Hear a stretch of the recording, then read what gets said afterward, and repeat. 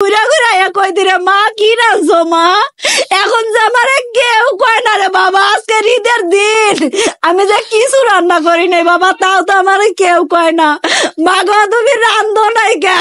আমি একটুকু অভিনয় করি না রে বোনেরা, আমি একটুকু অভিনয় করতেছি না, আমি আমার সন্তানের জন্য কান্না করতেছি। সত্যি আমি আমার সন্তানের জন্য কান্না করতেছি। দিন রাত আর্তনা করতেছি রে বাবা, দিন রাত আল্লাহর কাছে আর্তনা করতেছি। আল্লাহ তুমি আমার বাবাকে আমার বুকে ফিরাইয়া দাও। আল্লাহ আল্লাহ তুমি আমার বাবাকে আমার বুকে ফিরাইয়া দাও। আল্লাহ আপনাদের কাছে অনুরোধ, আর কিছু চাই না, আমার নাতিরে খালি একটু ফিরে চাই।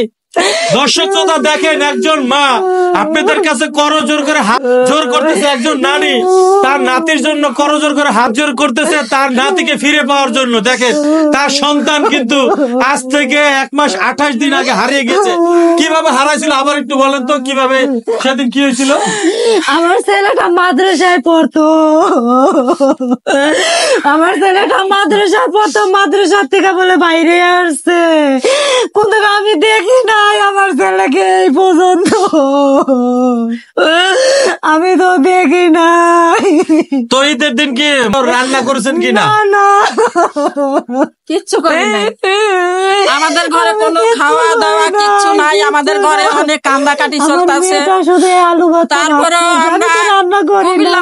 গেছিল খুঁজতে, তবু আমরা মানুষের আশ্বাসে গেছিল, আমার বৌমা আমার জামাই আমার মেয়ে গেছিল, তবু আশ্বাসে পাই নাই।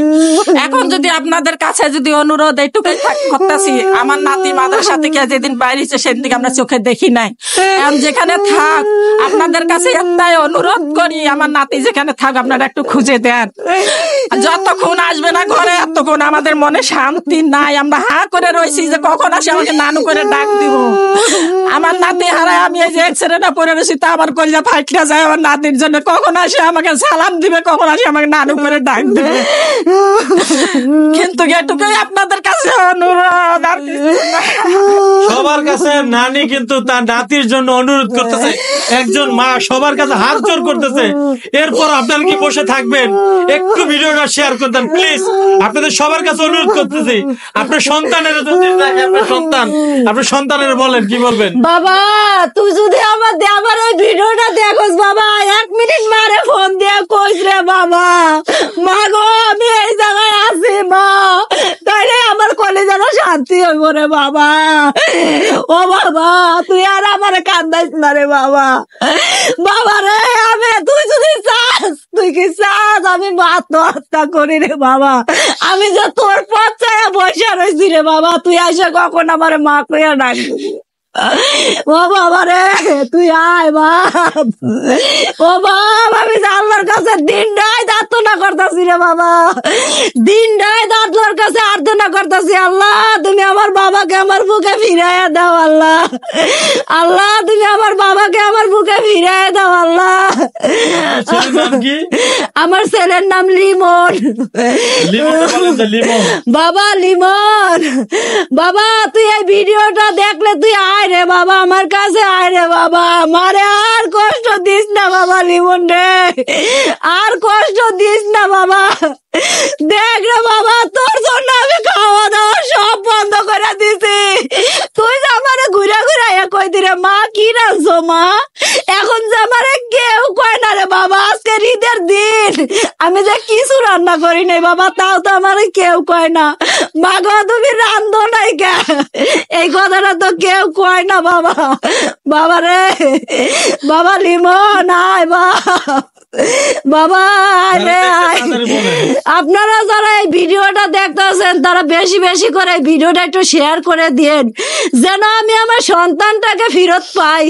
আমার সন্তানটাকে পাওয়ার জন্য আমাকে আপনারা সহযোগিতা করিয়েন, যেন আমি আমার সন্তানটাকে ফেরত পাই। আজকে 1 মাস 28 দিন হয়ে গেল, একজন সন্তান হারাম মা, বুঝতেই তো পারতেছেন আমার ভিতরটা কি বলে। তো প্রিয় দর্শক, আসলে আমি আর ধরে রাখতে পারতেছি না, আমি আবেগ। আমার ক্যামেরার পিছনেও কিন্তু তাদের যে আত্মীয় স্বজন আছে তারাও কিন্তু কান্না করতেছে। অনেকেই কিন্তু আপনারা কমেন্ট করে বলেন এগুলো অভিনয়, তখন না অনেক কষ্ট লাগে, বুঝছেন? কারণ আমরা কখনোই উল্টাপাল্টা ভিডিও দেয় না, কখনো সত্য ঘটনা ছাড়া কিন্তু আমরা দেখানোর চেষ্টা করি না। যখন আপনারা কমেন্ট করেন যে এই মহিলা অভিনয় করে, অনেকে আপনি অভিনয় করেন। আমি একটুকু অভিনয় করি না রে বোনেরা, আমি একটুকু অভিনয় করতেছি না। আমি আমার সন্তানের জন্য কান্না করতেছি, সত্যি আমি আমার সন্তানের জন্য কান্না করতেছি, সত্যি আমার সন্তানের জন্য আমার বুকটা ফাইটে যাইতেছে রে বোন। তো প্রিয় দর্শক, স্ক্রিনে দেখতে পাচ্ছেন তার সন্তানকে। আপনাদের কাছে দয়া করে আপনারা যে যেখান থেকে দেখছেন ভিডিওটি বেশি বেশি করে শেয়ার করে দেবেন। আর এই সন্তান, ওর নাম লিমন, ওর বয়স 14 বছর। 14 বছরের লিমন, সে কিন্তু মাদ্রাসা থেকে বের হয়ে এরপর আর তার কোনো খোঁজ খবর নাই। 1 মাস 28 দিন হয়েছে। আপনারা একটি মাত্র শেয়ারেই পারেন এই লিমনকে খুঁজে দিতে। লিমন যেখানেই থাকুক, যদি আপনারা কেউ কোনোখানে দেখে থাকেন তাহলে অবশ্যই আমাদের ফেসবুক পেজে আমাদের নাম্বার দেওয়া আছে, আপনারা সেই নাম্বারে হোয়াটসঅ্যাপ আছে, ইমো আছে, আপনারা আমাদের সঙ্গে যোগাযোগ করবেন। আর এরপর আমরা ঠিকানা বলে দিচ্ছি। ওনাদের বাসা হইলো মোহাম্মদপুর সুনির বিলে উনি থাকে। আপনারা এখানেও আসতে পারেন। তাছাড়া আমাদের সঙ্গে যোগাযোগ করলে আমরাও কিন্তু ওনার কাছে নিয়ে আসবো যদি ওনার সন্তানকে দেখে থাকেন। আর অনেক সিটার বাটপাড়া কি বলে ফোন দিয়া, একজন আমাকে ফোন দিয়ে বলতেছে আপনার সন্তান আমার কাছে আছে। আমি কে আমার সন্তান যে আপনার কাছে আছে তার গ্যারান্টি কি? আপনার ছেলের বয়স আনুমানিক 14 থেকে 15 বছর। আমি কই হ্যাঁ এরকমই বয়স। আপনার ছেলের গায়ে একটা কালো গেঞ্জি আছে। আমি কই তা তো আমি বলতে পারি না, কারণ আমার ছেলে তো মাদ্রাসার থেকে বাইরে গেছে। কালো গেঞ্জি আছে না কি গেঞ্জি আছে তা বলতে আমি কই আমি তো শিওর না আমার সন্তান যে আপনার কাছে কাছে, আমি শিওর আপনারই এটা ছেলে। আপনি কিভাবে নিতে চান আপনার সন্তানকে? আমি কই আপনি কিভাবে দিতে চান? কই আপনি টাকা পাঠান। আমি কইছি না, আপনি আমার বাসায় নিয়ে আসেন, আমার ছেলেকে সমস্যা নাই, আপনি আমার বাসায় আসেন। কয় না আমরা গাড়িতে করে আপনার ছেলেরে পাঠাই দিতেছি, আপনি গাড়ির খরচ দিয়েন আর আমাদেরকে টাকা দেন। আমি কইছি না, আগে আপনি আমার ছেলের সঙ্গে কথা বলেন। টাকার কথা বলে নাই, কত টাকা দেওয়া লাগবে।